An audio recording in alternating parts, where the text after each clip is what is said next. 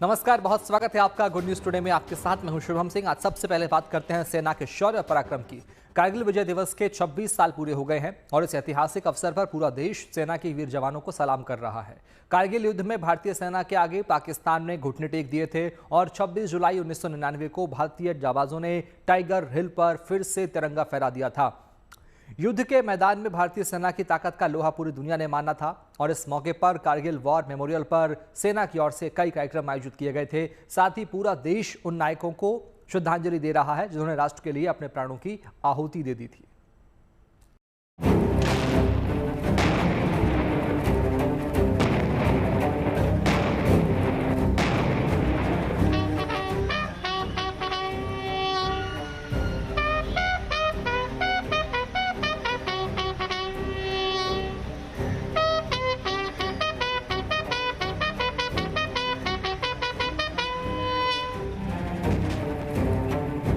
आज ही के दिन देश के जाबाज जवानों ने पाकिस्तानी सैनिकों को कारगिल की आखिरी चोटी से खदेड़ कर विजय का ऐलान किया था।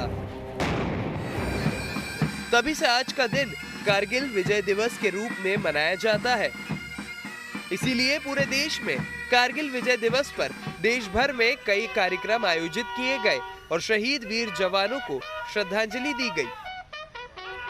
1999 में कारगिल की चोटियों को आजाद कराने के लिए छेड़े गए ऑपरेशन विजय में कुर्बानी देने वाले शहीदों को आर्मी चीफ उपेंद्र द्विवेदी ने श्रद्धांजलि दी और उन्होंने शहीद हुए वीर सपूतों को याद किया।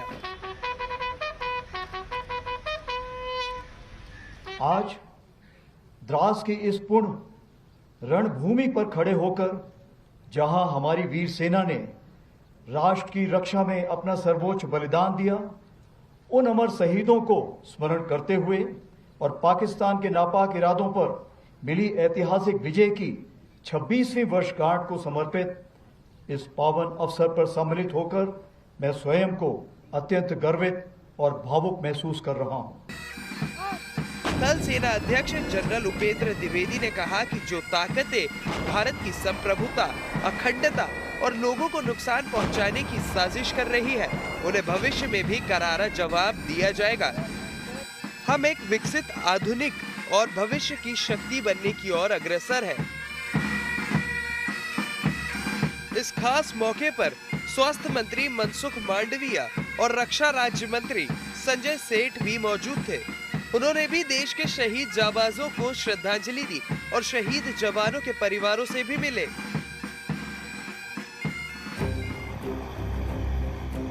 देश के अलग शहरों में भी कारगिल विजय दिवस के मौके पर शहीद जवानों को याद किया गया। उत्तराखंड के जोशीमठ में भारतीय सेना के जाबाज जवानों ने हेलीकॉप्टर के जरिए अपने युद्ध कौशल का प्रदर्शन किया। हवा से जमीन पर उतरकर और दुश्मन के ठिकानों पर हमला करते हुए जवानों की मुस्तैदी और सटीकता ने दर्शकों को मंत्रमुग्ध कर दिया।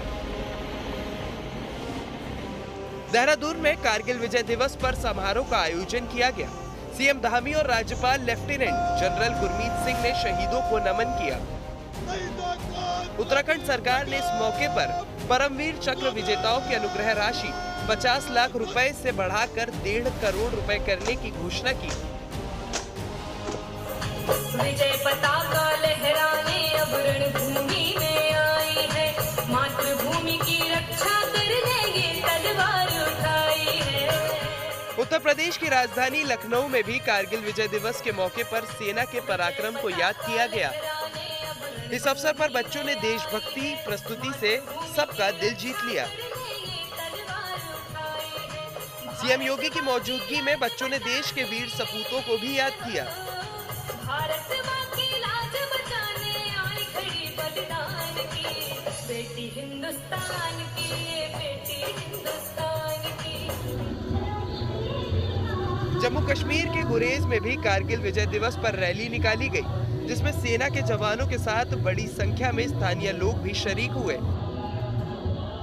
बच्चियां तिरंगा लेकर चल रही थी और देशभक्ति के गीतों से पूरा वातावरण गूंज रहा था।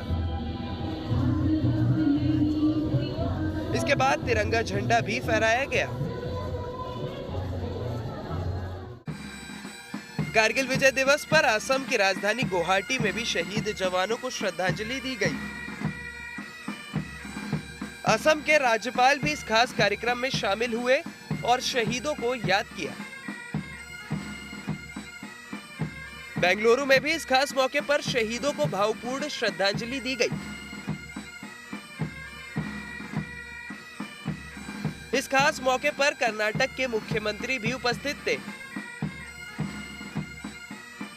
चंडीगढ़ में कारगिल विजय दिवस के मौके पर खास कार्यक्रम का आयोजन किया गया था। पंजाब के मुख्यमंत्री भगवत सिंह मान भी शहीदों को श्रद्धांजलि देने पहुंचे।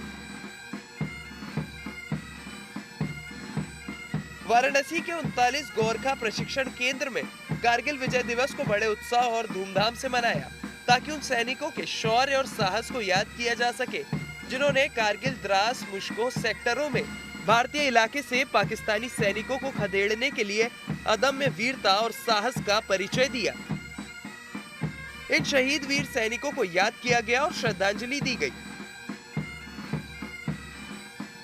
देश की राजधानी दिल्ली के नेशनल वॉर मेमोरियल पर शहीद सैनिकों को श्रद्धांजलि दी गई।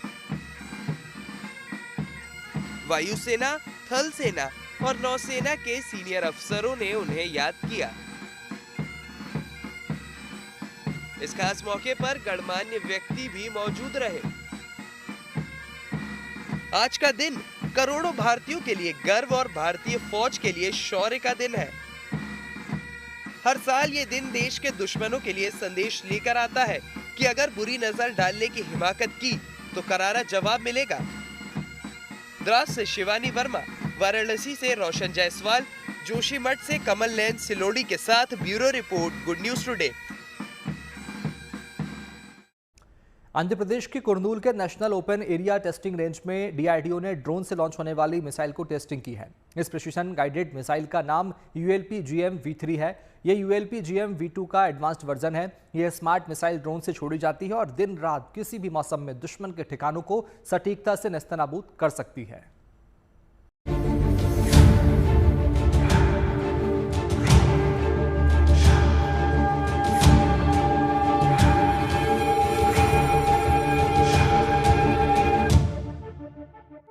जब से देश में मेक इन इंडिया और आत्मनिर्भर भारत योजना को बढ़ावा देने की कोशिश शुरू हुई है, अब उसके परिणाम सामने आने लगे हैं। एक से बढ़कर एक हथियारों का परीक्षण हो रहा है और टेस्ट में पास होने के बाद वो सेना की ताकत में इजाफा भी कर रहे हैं। भारतीय सेना को अब एक और अचूक हथियार की ताकत मिलने वाली है। सेना अब टारगेट पर ड्रोन से सटीक निशाना लगाकर मिसाइल को लॉन्च कर सकती है। रक्षा अनुसंधान एवं विकास संगठन यानी डीआरडीओ ने ड्रोन से दागी जाने वाली UAV launched precision guided missile ULP-GM-V3 का आंध्र प्रदेश की एक टेस्ट साइट में इसका सफल परीक्षण किया है और एक बड़ी उपलब्धि हासिल की है।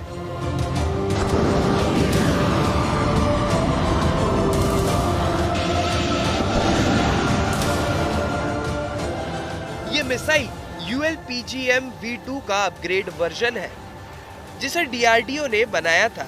इस मिसाइल को ड्रोन से दागा जाता है और ये किसी भी मौसम में दुश्मन के ठिकाने को नेस्तनाबूद कर सकती है। लेजर गाइडेड तकनीक और टॉप अटैक मोड तकनीक के तहत ULP-GM-V3 को बनाया गया है, जो कि इसे टैंकों के कमजोर हिस्से पर हमला करने में माहिर बनाता है।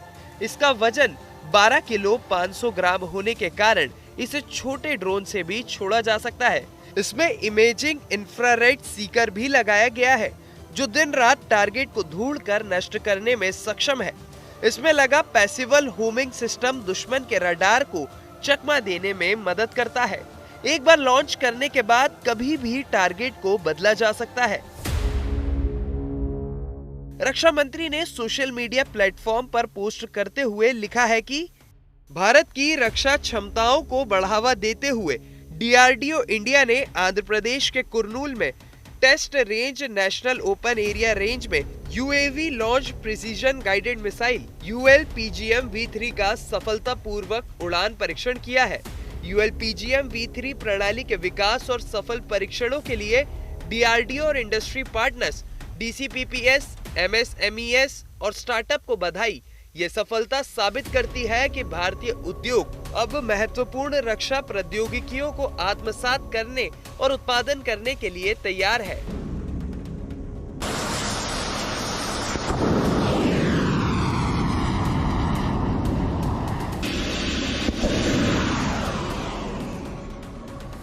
भारत को मिलने जा रहे ये नए हथियार जंग के हालात में तस्वीर बदलने का मादा भी रखते हैं। यही नहीं, दुश्मन की किसी भी साजिश को बेनकाब कर उसको नेस्तो नाबूद भी कर सकते हैं। Bureau report, good news today. देश और इतिहास के बारे में जागरूक करने के लिए सरकार ने बैटलफील्ड टूरिज्म की शुरुआत जनवरी में की थी और इस योजना के तहत वैसे जगहों पर पर्यटन को बढ़ावा दिया जा रहा है जहां पर ऐतिहासिक युद्ध हो चुके हैं। सरकार का मानना है कि ऐसी जगहों पर पर्यटन को बढ़ावा देने से विकास की बयार भी बहेगी और लोगों को रोजगार के नए अवसर भी मिल सकेंगे।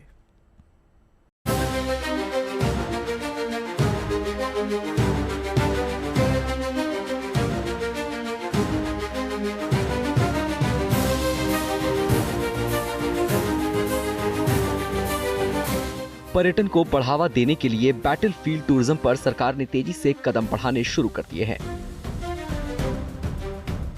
अमेरिका और अफ्रीका के कुछ देशों की तरह इसको लेकर काफी क्रेज बनने लगा है। इसीलिए सरकार ने सिक्किम नाथुला के बाद 2 और जगहों डोकलाम और चोला को बैटलफील्ड टूरिज्म योजना के तहत खोलने का फैसला किया है। Our Honorable Minister Rajnath Singh sir, he announced battlefield tourism. Battlefield tourism. In our country, around 30 places have been identified. Out of these 30 places, 3 places they are located in Sikkim. That one is Nathula. We are already using that place from last so many years. Almost maximum number of tourists whoever are visiting Sikkim, they are preferring to go to Nathula. So in addition to Nathula, they have identified 2 more places. One is Doklam. Doklam incident everybody knows, that was happened in 2017. So that place we are opening for tourism purpose. That was the announcement made by our Honorable Minister of Defence Government of India. Then second place is Chola. Chola, that is in the left side of Nathula.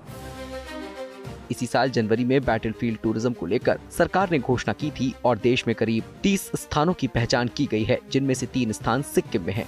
एक नाथुला है जहां कई सालों से पर्यटकों का आना जाना है। इसके अलावा डोकलाम और चोला को भी पर्यटकों के लिए खोला जा रहा है। दोनों जगहों के लिए 25 गाड़ियां और 10-15 मोटर बाइकें उपलब्ध कराई जाएंगी। इसके लिए तैयारियां शुरू कर दी गई हैं। इंफ्रास्ट्रक्चर पर तेजी से काम हो रहा है। उम्मीद है कि सितंबर से इन दोनों जगहों पर पर्यटन शुरू हो जाएगा।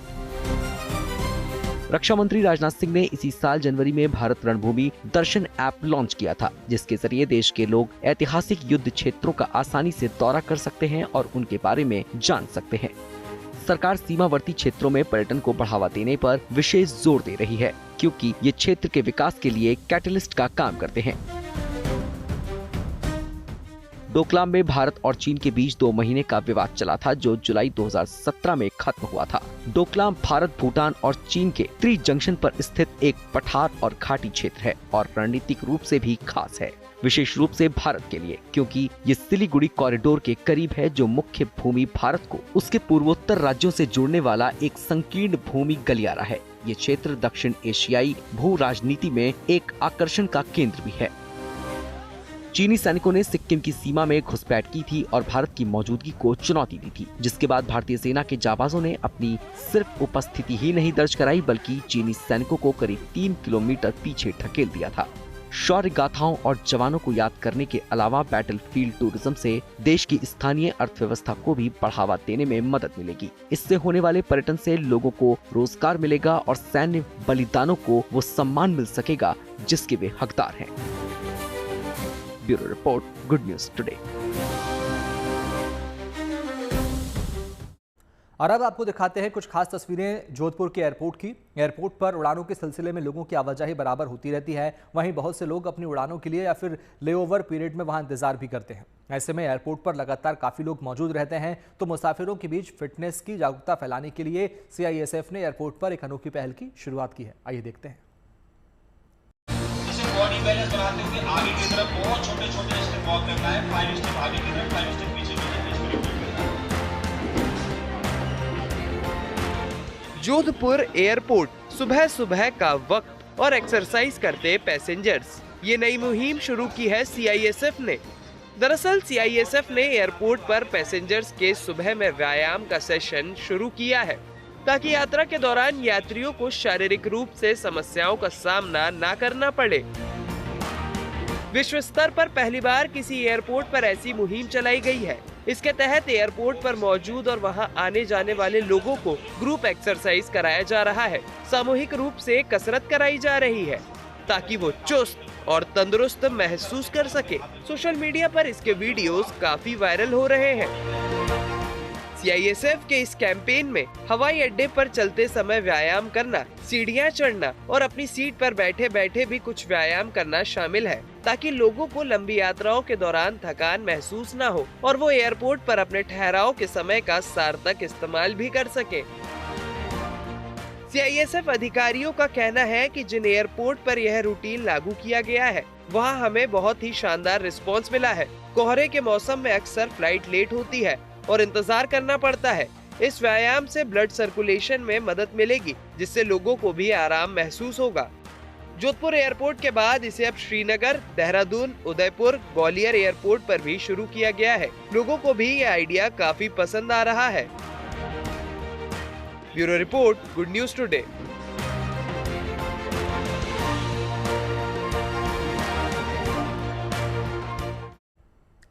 भगवान शिव और माता पार्वती से सुखी जीवन का वरदान प्राप्त करने वाला त्योहार हरियाली तीज कल है। इस खास पर्व को लेकर सुहागिन महिलाओं ने विशेष तैयारियां शुरू कर दी है। अलग अलग शहरों में हरियाली तीज के रंग भी देखने को मिल रहे हैं। हरियाली तीज का शुभ मुहूर्त क्या है, पूजा का विधान क्या है, इस दिन हरे रंग के परिधान और हरे रंग की चूड़ी पहनने का क्या महत्व है, आपको ये सब बताते हैं इस रिपोर्ट में।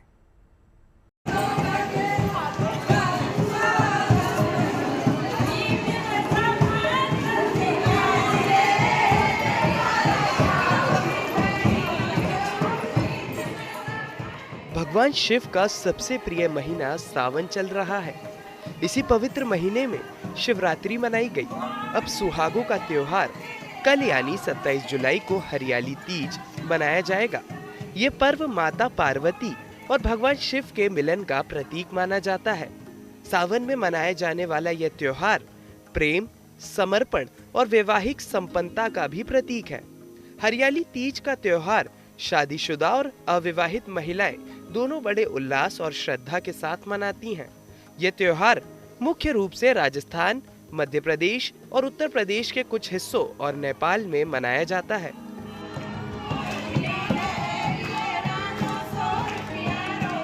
ये कितना हमारे सौभाग्यशाली स्त्रियों का सुंदर पर्व है। ये शुक्ल पक्ष की तृतीया में पड़ने वाले श्रावण मास में हरियाली तीज कहलाती है। इसमें जितनी भी सौभाग्यशाली स्त्रियां हैं अपने पति की लंबी आयु की कामना के लिए और दाम्पत्य जीवन के सुख के लिए इस व्रत को रखती हैं। हरियाली तीज पर जो व्रत रखा जाता है बहुत ही खास होता है, स्पेशली सुहागन महिलाओं के लिए और जिन भी महिलाओं की शादी नहीं हो रही है। इस दिन माता पार्वती की और भगवान शिव की पूजा की जाती है। हरियाली तीज पर आप 16 श्रृंगार कीजिए और माता पार्वती को प्रसन्न करने के लिए आप उनको भी जो है श्रृंगार चढ़ाइए। भगवान शिव की और माता पार्वती की पूजा कीजिए। इस दिन झूला ज़रूर झूलिए। अगर हो सकता है तो इस दिन अगर आप हरा रंग पहनते हैं, हरी चूड़ियाँ पहनते हैं, 16 श्रृंगार करते हैं, तो इससे भी माता पार्वती काफ़ी ज़्यादा प्रसन्न होंगी। मान्यता है कि भगवान शिव को पाने के लिए माता पार्वती ने कठिन तप किया, जिससे प्रसन्न होकर महादेव ने हरियाली तीज के दिन ही उन्हें अपनी पत्नी के रूप में स्वीकार किया था। कुछ ऐसी ही कामना लेकर विवाहित महिलाएं सुखी दाम्पत्य जीवन और कुंवारी कन्याएं मनचाहा जीवन साथी पाने के लिए हरियाली तीज का व्रत रखती हैं। जिन कन्याओं का विवाह किसी भी कारण से न हो पा रहा हो, तो आज इस दिन सुंदर वस्त्र धारण करके माता पार्वती का पूजन करें और जैसे माता सीता ने गौरी का पूजन करके राम जी को पाया था, इसी प्रकार से आपके जीवन में सुंदर पति का पदार्पण होना सुनिश्चित हो जाएगा।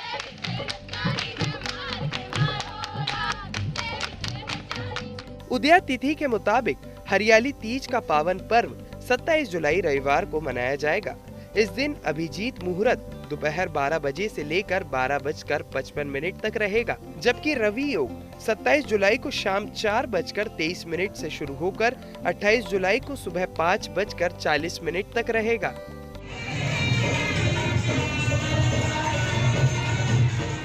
हरियाली तीज में हरियाली शब्द का अर्थ चारों तरफ फैली प्रकृति की हरियाली और नई शुरुआत से है।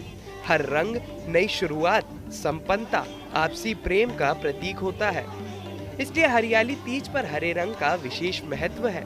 इस दिन विशेष रूप से हरे रंग की चीजों के उपयोग की परंपरा है, जैसे हरे रंग की साड़ी या सूट और हरे रंग की चूड़ियां।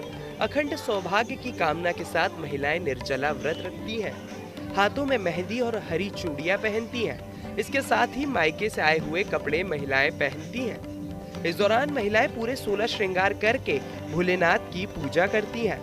भगवान को पुष्प, फल, मिष्ठान अर्पित किए जाते हैं। फिर तीज व्रत की कथा कही और सुनी जाती है।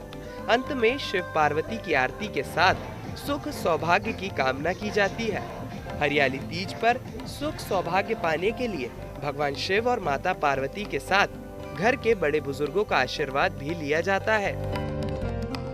आज हरियाली तीज के दिन जो स्त्रियां या कन्याएं माता पार्वती का पूजन करें, सुंदर वस्त्र धारण करके, सौभाग्य चिन्ह धारण करके, और आज हरे रंग के वस्त्र और हरी चूड़ियां पहनने का विशेष विधान कहा गया।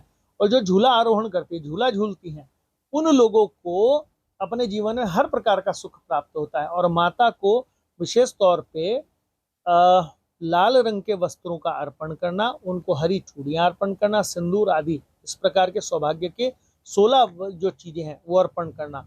मिठाई भी माता को आज विशेष तौर पे घेवर का अर्पण करनी चाहिए, और घेवर अर्पण करके अपने से बड़ी उम्र की आयु की सौभाग्यशाली स्त्रियों के पांव छूकर आशीर्वाद लेना चाहिए।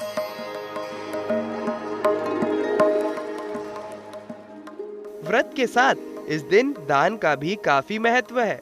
मान्यता है कि हरियाली तीज के दिन 16 श्रृंगार से जुड़ी चीजों का दान करने पर शुभ फल की प्राप्ति होती है। इसके अलावा इस दिन अन्न और धन दान का भी महत्व माना गया है। माना जाता है कि तीज व्रत करने वाली महिला के जीवन में सुख सौभाग्य हमेशा बना रहता है। याद रखें, इस दिन कोई भी तामसिक भोजन आपको नहीं करना है। कोई ड्रिंक नहीं, कोई नॉनवेज नहीं, अल्कोहल नहीं। हरियाली तीज बहुत ही पवित्र त्यौहार है, स्पेशली उनके लिए जिनकी मैरिटल लाइफ में कुछ इश्यूज चल रहे हैं, या फिर जो है ये पति की लंबी आयु के लिए भी जो है रखा जाता है। तो इस दिन जो है आप भगवान शिवलिंग पर जल ज़रूर चढ़ाएं, और माता पार्वती को 16 श्रृंगार ज़रूर चढ़ाएं, और भगवान शिव और माता पार्वती का गठबंधन ज़रूर करें। याद रखें, उसमें आप गांठ जो है वो ना लगाएं।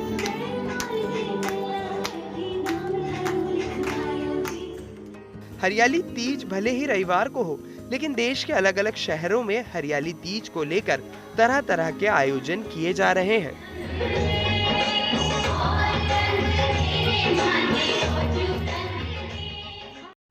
गुजरात के सापुतारा में आज से मल्हार मानसून फेस्टिवल का शुभारंभ हुआ।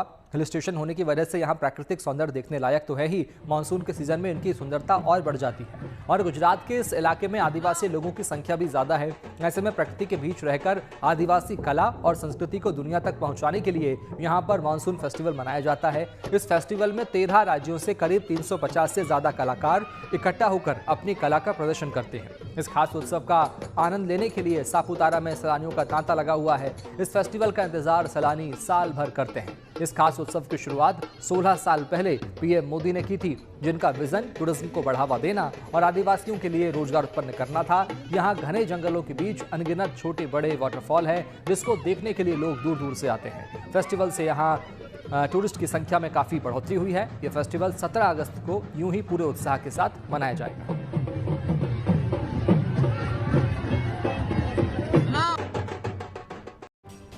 अभी के लिए इतना ही। बाकी अच्छी खबरों के लिए आप देखते रहिए गुड न्यूज टुडे, क्योंकि अच्छी खबरों का सिलसिला यहाँ कभी नहीं थमता। नमस्कार।